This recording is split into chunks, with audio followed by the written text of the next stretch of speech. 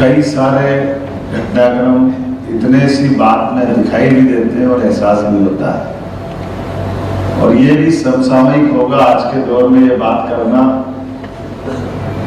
अतीत के काल की कई घटनाएं हमको असामान्य लगेगी, उस बात को अगर दोहराएंगे तो ऐसा लगेगा कि ये उस युग की बात है, आज के युग से कैसे इसका तादाद मिला है। लेकिन अगर हम थोड़ी गहरी निगाह से देखेंगे तो कई सारी बातें आज भी होती उसी प्रकार से दिखाई दे रही है। उसके आसपास ही सारा माहौल बना हुआ है। हम सब अतीत के काल में भारत के गौरवशाली पक्ष की तरफ जाएंगे, हिस्ट्री अगर पढ़ेंगे तो ध्यान में आएगा कि हमारे अपने अतीत में हिंदुस्तान के परिप्रेक्ष्य में बात करूंगा तो मैं बांग्लादेश को अपने ही करीब पाता हूँ। इस विचार के आसपास जिस विचार से हम बात कर रहे हैं, कुछ विशेष बात है शिक्षा की व्यवस्था के साथ जोड़ करके बात करने के लिए कि यहाँ के लोग इस हिंदुस्तान की अतीत की कोई भी एक घटना ऐसी नहीं मिलेगी जब यहाँ का शिक्षा पाया हुआ कोई भी शासन करता, राजा महाराजा कुलाध्यक्ष किसी ने किसी देश पे कोई आक्रमण किया। लेकिन ये बात भी सही कि 1000 साल से 2000 साल तक, 2000 से लेकर और कई साल तक यहाँ आकर के दुनिया के लोगों ने शिक्षा ग्रहण की, इसके उदाहरण मिलेंगे। इसके उदाहरण तक्षशिला, नालंदा, ऐसे कई और विश्वविद्यालयों में मिलेंगे।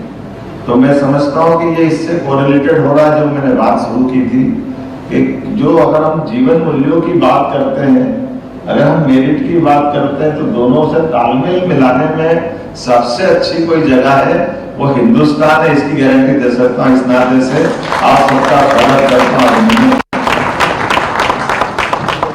हमारे विचार के लिए सर्वाधिक अनुकूल अगर कोई स्थान 200 से ज्यादा देशों में है तो वो हिंदुस्तान से मैं बात जोड़ के कर रहा हूँ। लेकिन ये बात भी सही है कि अपने हिंदुस्तान के अंदर भी ऐसे कई उदाहरण मिलेंगे जब योग्यता की तो कोई कमी नहीं थी रावण में। योग्यता की अगर बात करें तो योग्यता में कंस भी कम नहीं पड़ता था। योग्यता की बात करें तो ऐसे कई शासक देखे गए। लेकिन जीवन मूल्यों की अगर बात करें, हमारा मॉरल एक तरह से जो व्यवहार होना चाहिए, नैतिक मूल्यों की बात करें तो नैतिक मूल्यों में दोनों के बीच में जो अंतर था वो कौरव पांडवों में भी हमको समान रूप से दिखाई देता है। कौरव में एक से बढ़कर एक महारथी रथी सब कुछ, लेकिन नैतिक मूल्यों के आधार पर, जीवन मूल्यों के आधार पर पांडव से वो पांडवों को हीरो बनाते हैं और ये विलेन हो जाते हैं। दोनों में जमीन आसमान के अंतर हो जाता है। कर्ण की अगर बात करो तो कर्ण की अपनी योग्यता किसी प्रकार से कोई कम नहीं है। कर्ण का धनुर्धर होना, कर्ण की अपनी जो टैलेंट गजब का, अर्जुन कहीं नहीं लगता उसका। लेकिन कर्ण की अपनी दृष्टि, कर्ण का अपना प्रतिशोध, उसके अपने अंदर के भाव, मनोभाव, स्वभाव, उसकी अपनी जिद, उसको अपनी सारी चीजों को चौपट करते हुए डूबते हुए जहाज के साथ खड़ा कर देते।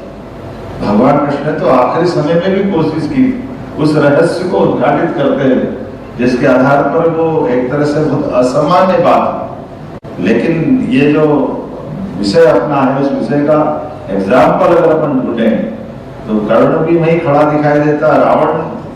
रावण के भी ऐसे ही संसार में बहुत सारे उदाहरण है। कोई ऐसा कोई राजा हो सकता है जिस राजा के बलबूते पर उसका अपना स्वयं का तो ठीक है, अपना स्वयं का महल बना ले, सोने का मातक भी ठीक है, लेकिन पूरी लंका सोने की कर दे। अर्थात प्रत्येक व्यक्ति का मकान मेरे मकान जैसा होना चाहिए। अगर अपन कल्पना करें, दोनों की तुलना करें कि रावण के जीवन में क्या उसको कमी थी, जो ग्रह नक्षत्रों को पकड़ के शनि को बांध के पटक ले, कितने उदाहरण भरे पड़े हैं रावण के। लेकिन जिस बात की कमी थी वो हम सबके सामने, जिसके लिए इस तीनों लोक में राहिमा मचता हो, वो वनखंडी भगवान श्री राम जमीन पे खड़े होकर के नैतिक मूल्यों के बलबूते पर जंगल के जानवरों के साथ, वनवासी आदिवासियों के साथ वो पराक्रम रचते, वो पराक्रम दोनों के बीच से हटा के देखें तो केवल वो मेरिट का और हमारी अपनी उच्च नैतिक मूल्यों की यही लड़ाई थी। इस लड़ाई ने सबका साथ दिया और अभी भी हम देख रहे हैं, अपनी रूस यूक्रेन युद्ध देख लो, आज के परिदृश्य में देख लो, इजराइल का अपना संघर्ष देख लो। ये कहने वाले हो सकते हैं मैं इजराइल के पक्ष से भी खड़ी होकर बात कर सकता हूँ, तो लेबनान और मैं गाजा पट्टी से भी जोड़ के बात करता हूँ, लेकिन ये बात भी सही कि इजराइल भी तो 2000 साल से अपने देश की जमीन ढूंढ रहा था, उसने भी कीमत चुकाई, उसकी कीमत की भी बात करना पड़ेगा। उसकी अतीत की जो अंदर की आग है, उस आग की तपन को भी देखना पड़ेगा। और अंततः दूर से कुछ और लड़ते दिखाई दे रहा है रूस और यूक्रेन, लेकिन असली में वो लड़ रहे हैं क्या? लड़ कौन रहा, लड़ा कौन रहा है, मर कौन रहा, मरवा कौन रहा, ये भी तो हमको देखना पड़ेगा। आजकल तो मिसाइल गाइडेड जमाना है, लेकिन माइंड गाइडेड की व्यवस्था है। अपने घर के अंदर आने वाली लड़ाई को एशिया तक रोक दो, ये भी तो कलाकारी है। आपस में लड़ने के खत्म हो जाए तो हम सेफ रह जाएंगे, ये भी तो कहने कैसे शिक्षा ही मिली होगी। लेकिन इन शिक्षा से बाकी चीजों के साथ फिर हमारे आदर्शों की बात आएगी, जीवन मूल्यों की बात आएगी। तो जीवन मूल्यों के बीच में आप ध्यान दोगे तो आपको ध्यान दिखाई देगा। शांति की बात करते कौन दिखाई दे रहा है? जो बाइडेन से भी गले मिल रहा है और पुतिन से भी गले मिल रहा है, वो तो केवल भारत ही मिल रहा है, नरेंद्र मोदी जी मिल रहा है, इसके अलावा कोई मिल रहा है क्या?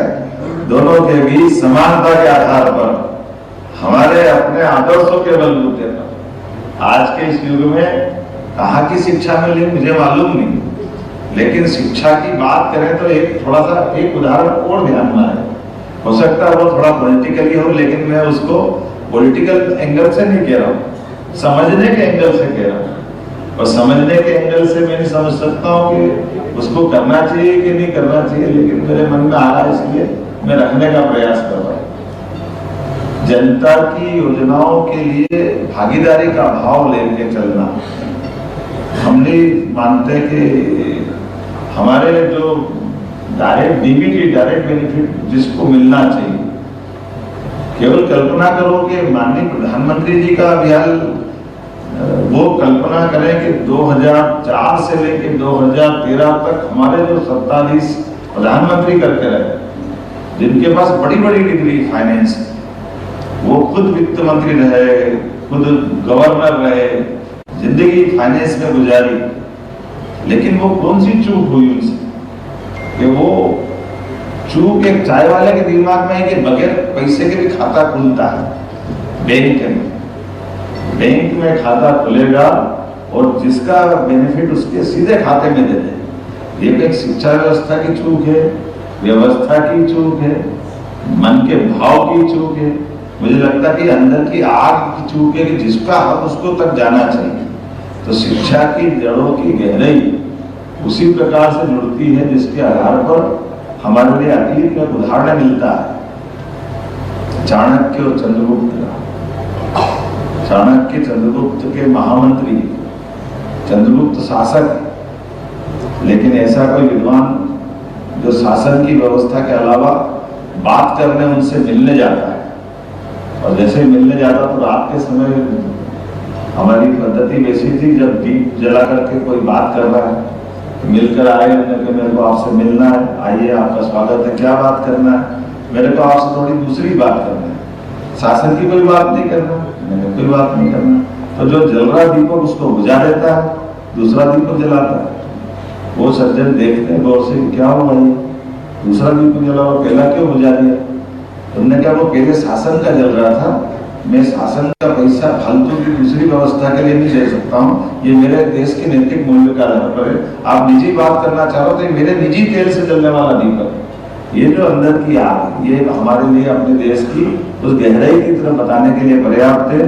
मध्य प्रदेश की धरती पर मेरे एसोसिएशन के बैनर तले मैं हमारे लेक सिटी के खासकर यूनिवर्सिटी जागरण के हरिमोहन गुप्ता जी को धन्यवाद दूंगा, जिनके कारण से आप यहाँ ये एक बड़ा आयोजन कर रहे हैं। मैं आपका अभिनंदन करता हूँ, धन्यवाद भी करता हूँ। और बांग्लादेश से तो हमारा ऐसे ही संबंध अलग ही प्रकार का। हमारी गंगा बिना बांग्लादेश की वो जाती नहीं गंगा सागर तक, आपके माध्यम से ही जाती। हमारे लिए वहाँ हुगली क्या कहते हैं, मैं मुझे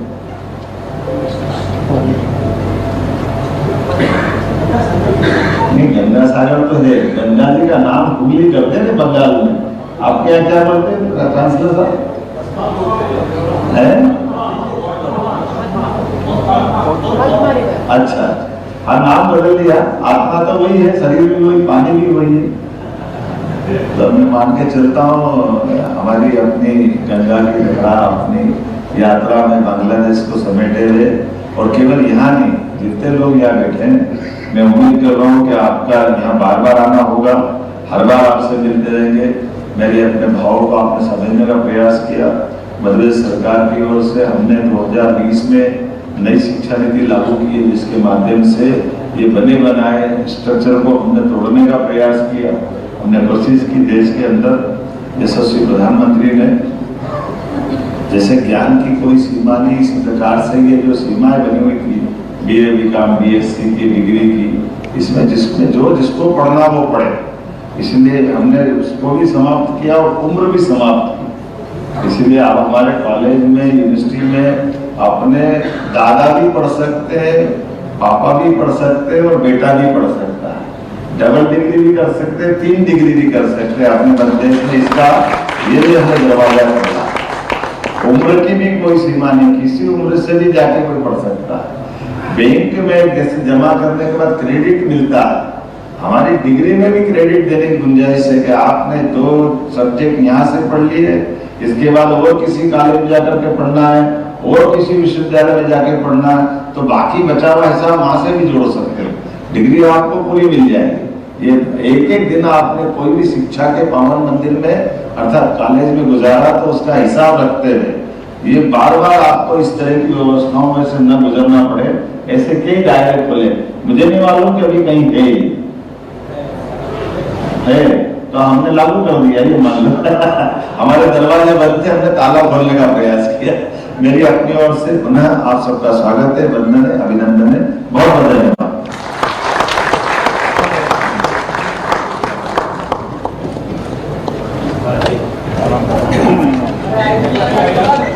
Thank you very much, sir, for your insightful and inspiring words.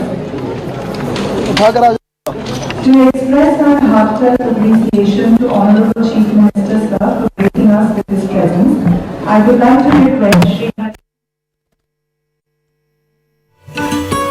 Thank you, sirs. I request Honorable Chief Minister of Madhya Pradesh, Dr. Mohan Yadav, Mr. Hari Mohan Gupta, our Chancellor, Dr. Mohammad Sabur Khan, President of AUAP, Dr. Andy Puska, President of the Board, Danubis International University of Romania, and Dr. Anup Swarup, sir, to please take their seats on the stage.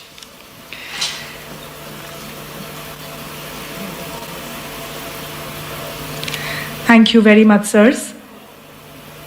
I would now like to invite Mr. Hari Mohan Gupta, first Vice President of AUAP and Chancellor, Jagran Lake City University, to please deliver the welcome speech.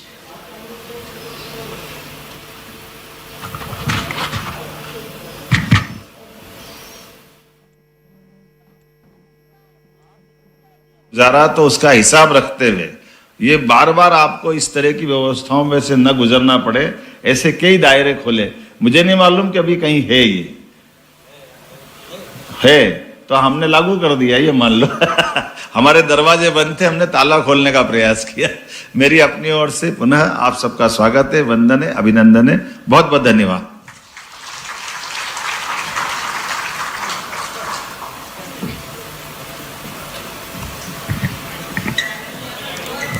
Thank you very much, sir, for your insightful and inspiring words. To express our heartfelt appreciation to Honorable Chief Minister, sir, for gracing us with his presence, I would like to request